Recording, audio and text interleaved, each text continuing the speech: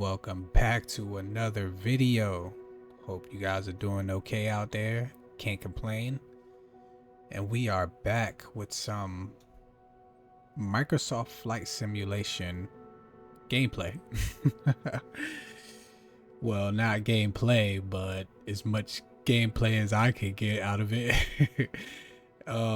This is the opening scene from the game when you're loading in for the first time.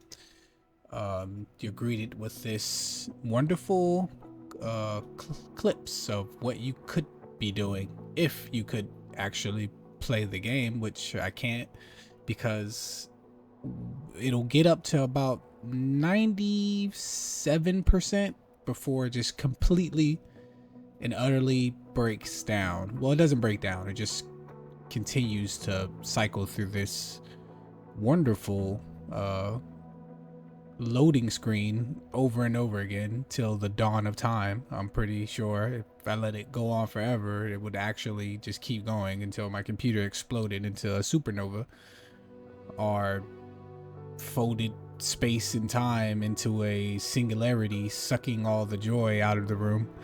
But I'm being a little extreme. But yeah, so this is about as far as I can get into the game so far. I'll probably try again. I've been trying once a day. I'll log on and see how far, if the percent goes up, but I haven't managed to get over 97%.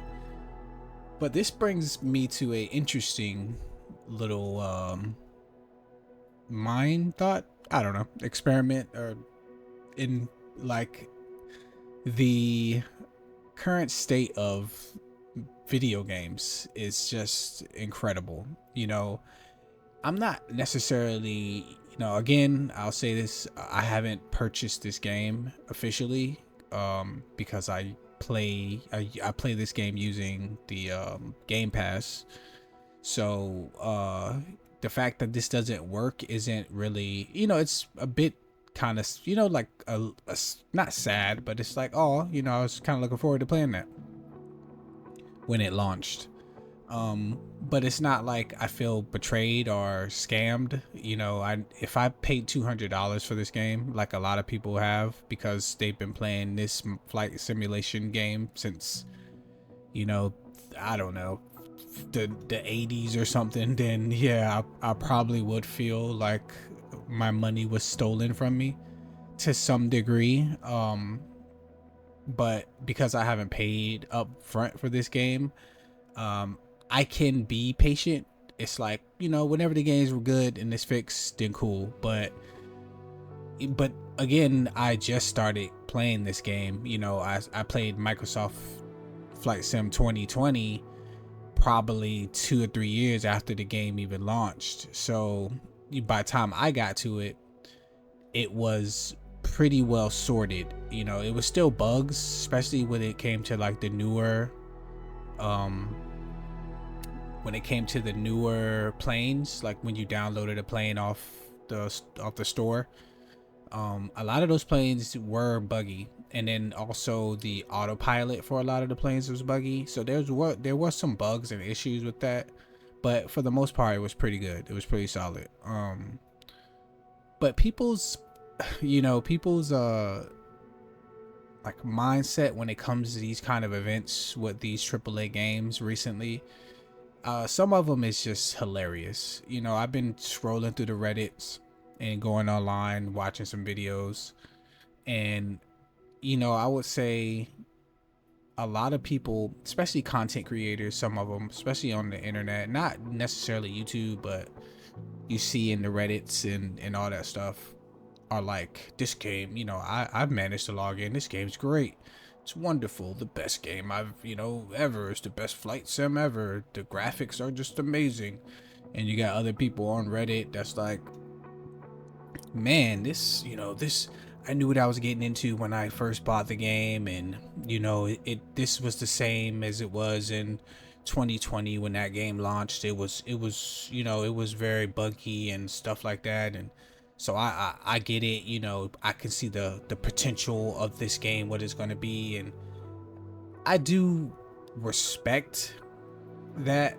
I do You know, that's a very positive mindset to have, but I do think it's kind of naive, I guess is the right, if the word I'm looking for. But you know, it kind of undermines, like, it's that classic mindset of, well, if it's not happening to me, then I don't care. You know, I managed to get on, but for the other, you know, 50,000, you know, let's say people who can't get on, I mean, I don't know why they can't get on. I mean, mine's perfectly fine. I don't see why they can't get on. It's just kind of a very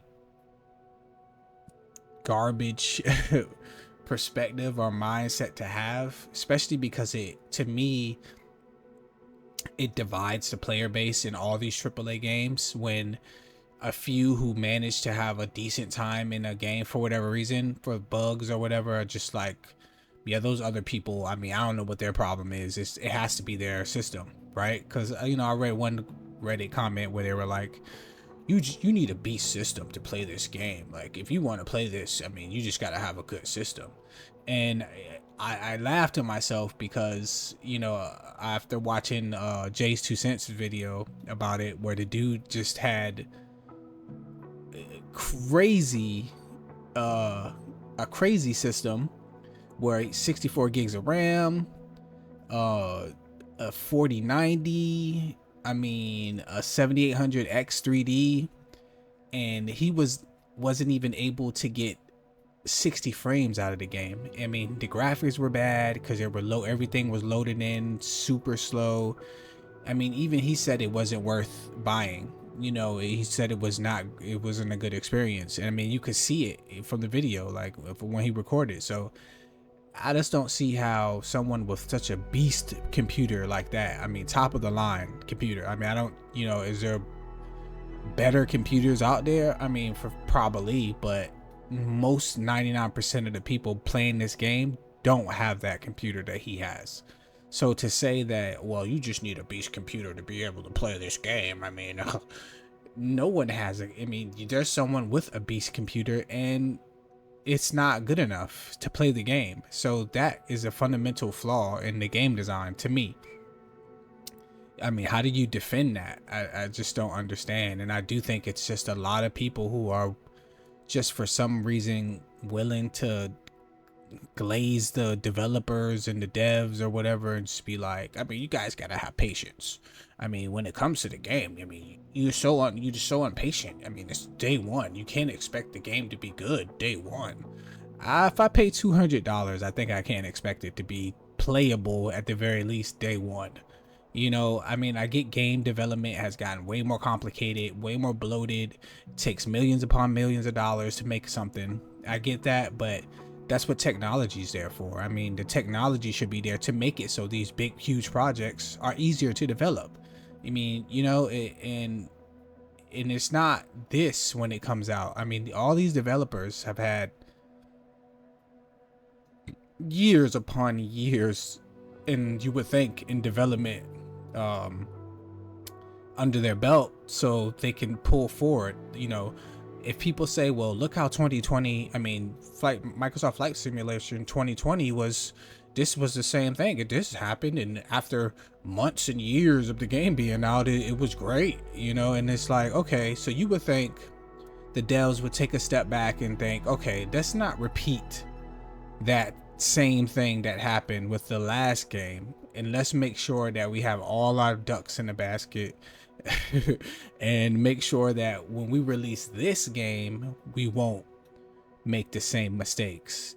And it just seems like they haven't learned. And it's not you know, exclusive with this game.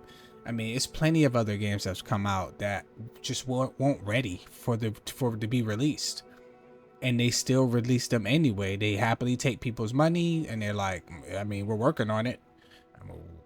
We're working on it. We're going to release some patches. And you have, you know, like I said, certain weird people who are just like, just give it time. I mean, you guys just got to be patient.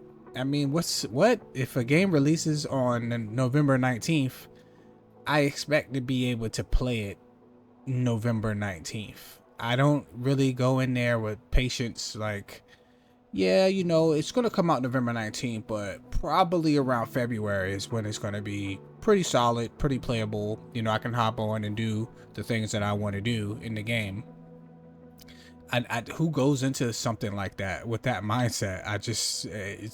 I don't know him. I don't know anybody, to be honest. If the game isn't ready by November 19th, then just don't release it. I mean, people will be, you know, disappointed. They'll say like, oh, another delay, or the game's delayed, like what's the issue? But I'm not one of those people who are like, take 10 more years. I'm patient. I mean, I'd rather have another 10-year dev cycle than have something come out that's not ready. I mean, I'm not that extreme with it. I mean, there's some people like that, but I would say is, if the game's supposed to come out in November and it's not ready, I mean, sure, just bring it out in, yeah, February, spring or something like that. Another 4 or 5 months of development just to make sure the game is playable. That's all I'm asking for. Just make it playable. If all your modes aren't there, if all your, the planes aren't ready, or whatever the case is, I get that. Hey, the game's going to come out, but you know what, guys? It's going to be completely playable.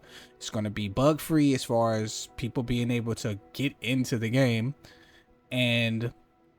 But we're gonna have a bunch of modes that aren't baked in there yet. This just not ready. But give us a couple months, and we'll have all that squared away and ready to go. You can call it early access. I mean, that's what a lot of studios and games have been doing recently. Everyone has early access games, so this is an early access where you can log in and blah blah blah, and once we get some more data for blame truth data, we'll add more modes and the game will be better. I mean, sure, why not do that? But I think to not do any of those things and just take the choice, just choose to just release some shit that's not gonna even work for half the community, I think is crazy, especially for a company like Microsoft, billion-dollar company. I don't see how that's the choice to make. If these devs are like, hey man, this game isn't ready, it's not ready, why not just say, okay, we get it, push it back, it's okay, we'll make it work. We have all the tools, all the budget to make it all work. Might have some people who are a little disappointed, but when that game comes out, you know what, it's gonna be a banger. People are gonna be like, whoa, this is great, and will be a better game for it. But to take money and just run it and see what happens is kind of crazy to me. I read something that someone said they knew this game wasn't going to be as good as the last, so they purposefully just put it out in this kind of state just so people can be like, yeah, whatever. I don't know, maybe that's the case. It would be disappointing, but who knows, man. But again, as you guys can tell from me just sitting here talking, this hasn't been edited this way. I haven't done any fancy tricks. It just doesn't load. I don't know why. I mean, I have gig internet up and down, the fastest you can get in this area. Not the fastest, I think they actually just came out with something a bit faster. But yeah, I have super fast internet. I mean, honestly, almost too fast for just a regular person. Some internet speeds at this point are like business level internet speeds, but I have super fast internet speeds, and I have no problem with any other game downloading anything. I download gigs upon gigs of game data in like 10 minutes. I just downloaded, I can't remember what it was. I had to re-download Call of Duty because it was being stupid. And that game is like, what, 100 gigs or something like that. And it took me 10 minutes or something like that to download that game. So I can't, it's not my internet. It's just not my internet. I don't care.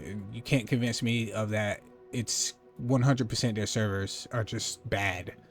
Their servers are horrible, and I don't know when they're going to fix it, how they're going to fix it, but hopefully they do. Like I said, if not for me, because I'm not incredibly invested in this game. I did fall you know, like I really loved 2020 when I was playing that. I did made a few videos on it, and I was looking forward to this because I'm like, man, the new game's gonna come out. I'm gonna make a bunch of videos, and it's gonna be dope. But honestly, this is the this is our current reality. So man, if anyone who had to put up with this in 2020 for the last game, if this was your experience back then, I feel sorry for you, because if you were really anticipating this new release and now you're experiencing the same issues again, oh my god, that's crazy. You have the patience of a saint, and bless you.